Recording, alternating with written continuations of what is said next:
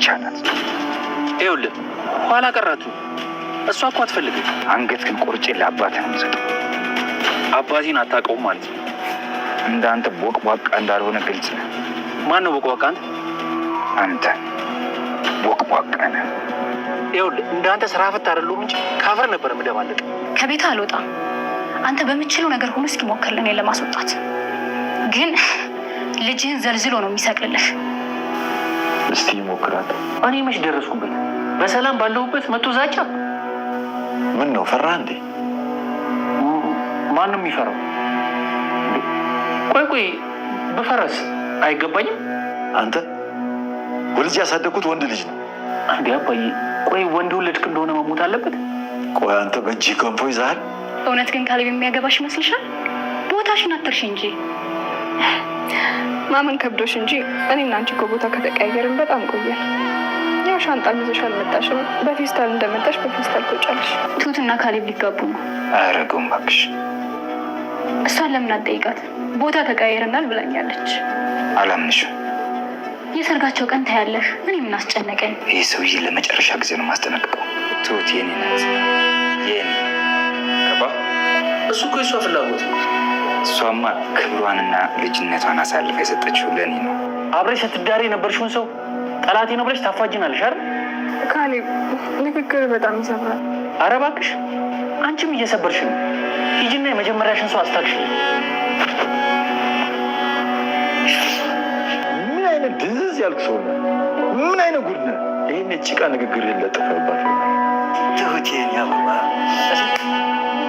ፈልገው ከኔ ለምናማታወይ ነበላሽተ አስገድደ ደፍራኝ ጠልፈ ቤት ካስቀመጥከኝ በኋላ በፍላጎቴ ከአንተ ጋር ለምኖር የምትናገረው።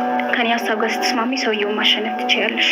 እኔ ምንም ነገር እንዲያደርግሽ ብጠይቀው እምቢ የሚለኝ ይመስልሻል? እንዴት አሰብሽ? ታዲያ የትሽ ልጅ ፎቶ ስታይ ለምንድን ነው የምትተክሽው? እሷን ልጄ ናት። ትሁት በስተመጨረሻም እውነቱን ማለት ነው ለአባባ ተናግራለች። ምክንያቱም የእህቴ ልጅ ነች ያለችው አብራት ፎቶ እየተነሳችው የራሷ ልጅ እንደሆነች እና እንዲሁም ደግሞ የአቶ ተመስገን ልጅ እንደሆነች እውነቱን ተናግራለች ማለት ነው። ምክንያቱም አባባም ጠይቀዋት ነበር። ለምንድን ነው የእህትሽን ልጅ ፎቶ ስታይ ሁልጊዜ የምተክዚው ምን ሆኖች ነው ብሏት ነበር። ሲቀጥልም እንግዲህ ስለ እሷና ስለ ተመስገን ያለውን ነገር በግልጽ ተናግራ ነበር ማለት ነው። በፊት በልጅነቴ በ15 ዓመቴ አስገድዶኝ ነው እንደዚህ ያደረገኝ በማለት እንግዲህ ስለ ፎቶውም ሲጠይቃት እውነቱን ማለት ነው ለአባባ ተናግራለች። አሁን ላይ እንግዲህ ትሁት እውነቱን ለመናገር ግዴታ ስላለባት ያለውን ነገር ተናግራለች። ምክንያቱም ቃሊብም ራሱ በጣም ቃላቶችን ሲናገራት ነበር ማለት ነው። አንቺ የራሽን ሰው ይዘሽ ነው እኛን እንደዚህ የምታባይን እንደዚህ የምታደርግኝ አንቺ ነሽ። ስለዚህ ለምንድን ነው ከመጀመሪያሽ የማትሄጂው? እያለ እንግዲህ መጥፎ ቃላቶችን ማለት ነው እሷን ልባን የሚሰብር ነገር ስለተነገራት እሷን በጣም ተናዳ ነበረ። እንዲሁም ደግሞ አባባ የልጁን ጉዳይ ስለሚያቅያ ማለት እንግዲህ ቃሊብ መጥፎ ነገር እንደተናገራትና እንዳስቀየማት ስላወቀ እጅግ በጣም ነበር እየተናደደው።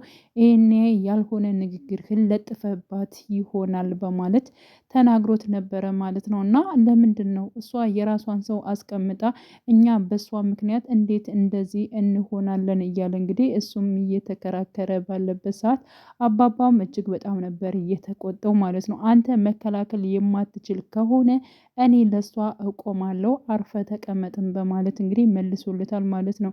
እንግዲህ ትሁት ለቃሊብና እንዲሁም ደግሞ ለሽማግሌው በጣም ብዙ ውለታዎችን አድርጋለች።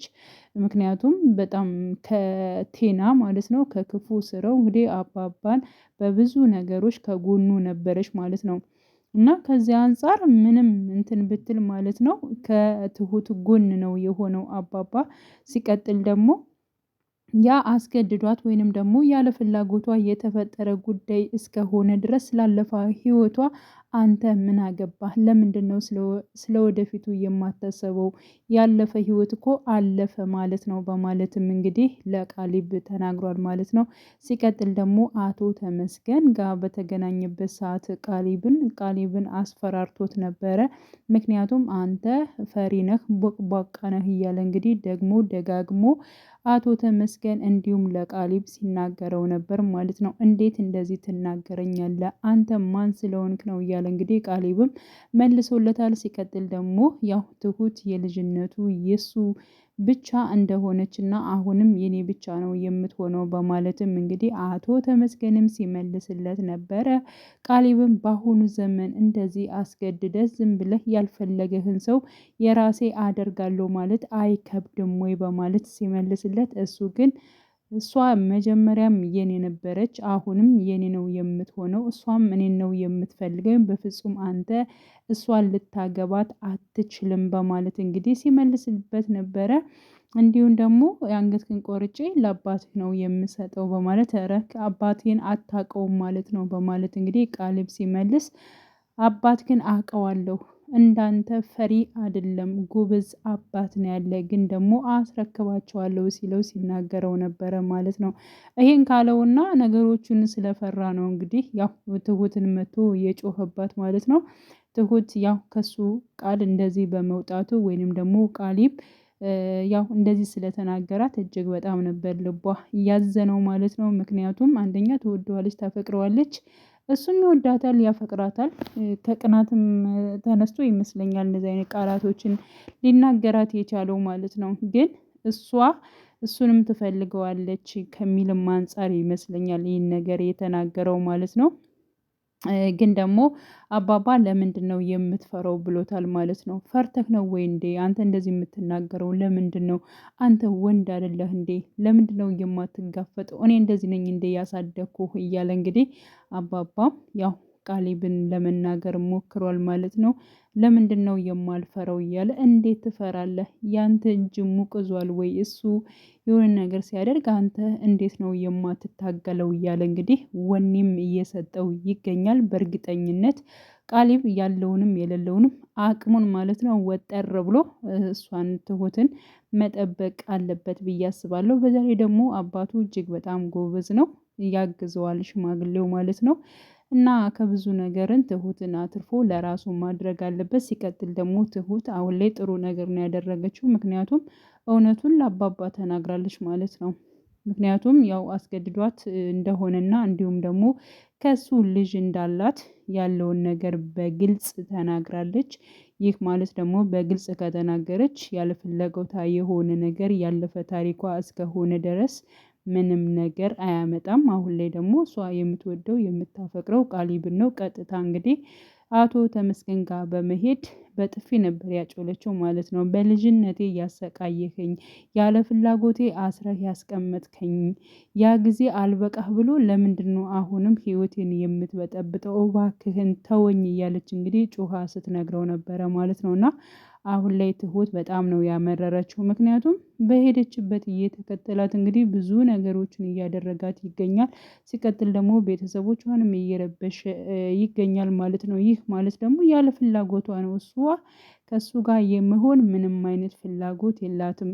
በግድ ነው ሲያደርግ የነበረው። በፊትም በግድ ጠልፎ እንግዲህ ያው ወጣትነት እድሜዋን ማለት ነው አበላሽቷል። አሁንም ደግሞ እንደዚሁ በግዴታ ነው የሚፈልጋት እና ከዚህ ሀሳብህና ከዚህ መጥፎ ነገር ውጣ፣ አትበጥብጠኝ እያለች ትገኛለች ማለት ነው።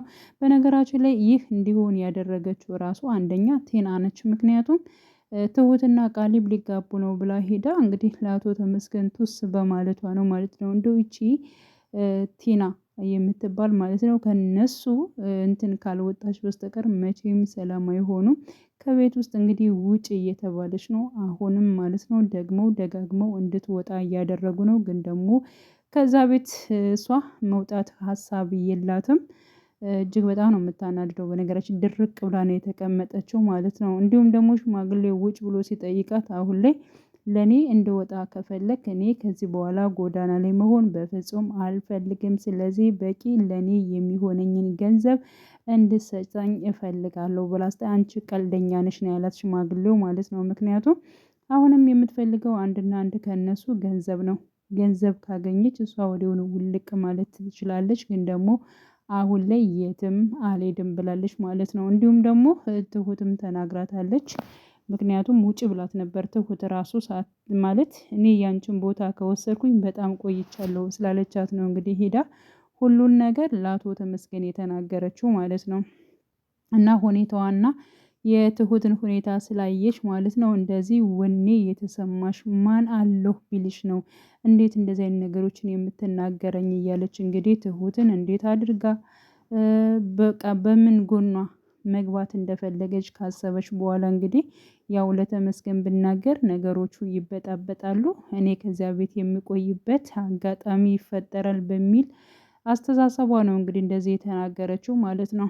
እና በነገራችን ላይ ያው እሷም ማለት ነው ትሁትም እኔም ለሱ ብናገር ግን አንቺን መጥፎ ከኔ ጋር እንደምታደርጊ ያለውን ነገር ይብን ለአቶ ተመስገን ራሱ ብናገር አንድ ቀን ራሱ አያስቀምጥሽም ስትላት ነበር ማለት ነው። ግን እሷ ቀድማ ነገር ሰርታ ነገሮቹን እንዲበላሹ አድርጋለች ማለት ነው። እና አሁን ላይ እንግዲህ ያው ቃሊብ ጎበዝ መሆን መቻል አለበት። እውነት ለመናገር ከሽማግሌው ጋር ጠንክረው ጎበዝ ሆነው ያው የመጣውን ማለት ነው አቶ ተመስገንን ወደ ሀገሩ እንዲመለስና እንዲሁም ደግሞ ትሁትን ለቃሊብ ማድረግ አለባቸው፣ መትጋት አለባቸው። በእርግጠኝነት ሁለታቸው አብረው ከሆኑ የሚሸነፉበት ነገር አይኖርም ብዬ አስባለሁ። ሌላው እንግዲህ ስለ ዳኒ ነው። ዳኒንም አስጠንቅቆታል አቶ ተመስገን። ምክንያቱም ጓደኛ ወይንም ደግሞ ሚስትህ አርፋ እንድትቀመጥ ንገራትኝ፣ በጣም በማያገባት ነገር እየገባች ነው በማለት እንግዲህ ዳኒን አግኝቶ ስለ ኤደን አስጠንቅቆታል ማለት ነው። ያው እሷም አርፋ መቀመጥ እንዳለባትና ከማንም ጋር እንትን መሆን እንደሌለባትም ያው ዳኒም አስጠንቅቋታል ማለት ነው። ለምንድን ነው እሱ ያለህን ሁሉ እሺ ብለህ ደግሞም ይቅርታ ለምን ጠየቀው ብላ እንግዲህ ኤደንም ጓያለች ነው።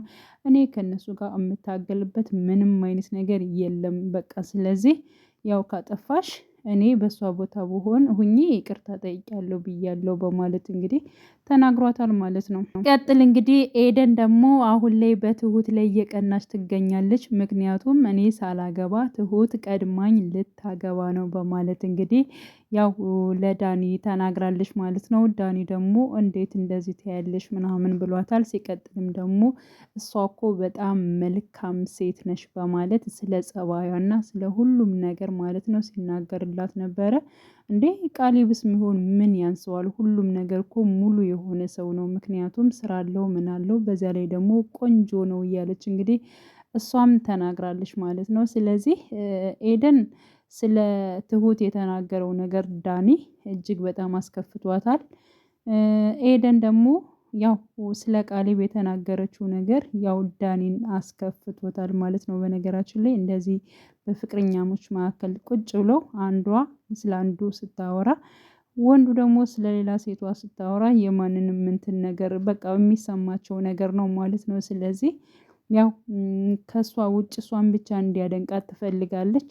ያው ኤደንም ብትሆን ዳኒን ብቻ እንድታደንቀው ነው የሚፈልገው ማለት ነው። እና በዚህ ምክንያት በጣም ቅር ብሏታል።